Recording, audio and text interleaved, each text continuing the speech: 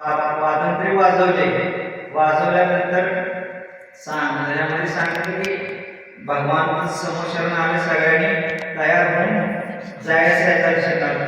मग ते आपल्या ह्याच्यामध्ये राज हातीवर हे सगळे सैनिक घेऊन निघाले होते. आणि हे मेंढकाला सुद्धा समजलं, कारण मेंढक सुद्धा काय आहे, पंचेंद्रिय जीव आहे, त्याला सुद्धा मन आहे. म्हणून त्याला काय झालं की आपण सुद्धा भगवंताची भक्ती करावं. म्हणून त्यांनी काय केलं, एक कमळाशी सरोवरामध्ये कमळ होतं, त्यातलं एक पंखुडी तोडून त्यांनी काय केलं, आपल्या मुखामध्ये घेऊन तो चालू लागला. परंतु तेवढ्याच रस्त्यावर आल्यानंतर काय झालं की इकडून सैनिक राजाचा हाती येत होता, त्याच्याच पायाखाली काय झालं, तो दबला गेला.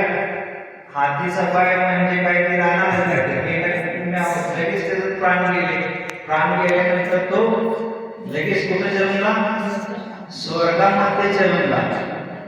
आणि कुठं तिर्यांचे पर्याय आणि कुठं स्वर्ग. आणि कशामुळं, भक्तीमुळं. म्हणूनच महावीर अष्टक स्तोत्रामध्ये सांगितलंय, यदर्चा भावेन प्रमुदित मनातुर्दया क्षणासासी स्वर्गे गुणगुण समृद्धा सुखनिधी लभन्ते सद्भक्त्या शिवसुख समाजं किमृतता महावीर स्वामी नयनपत्रामी भवतु मे. या अर्थामध्ये कवीने काय सांगितलं की क्षणामध्ये तो मेंढक देवगतीला प्राप्त झाला. आणि कशामुळं, एका भक्तीमुळं. आणि कसं, मनामध्ये प्रमुदित भावाने, ते भक्तीच्या भावाने चालला होता.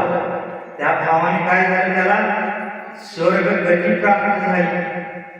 म्हणूनच आपल्याला कुंद स्वामींनी सांगितलं,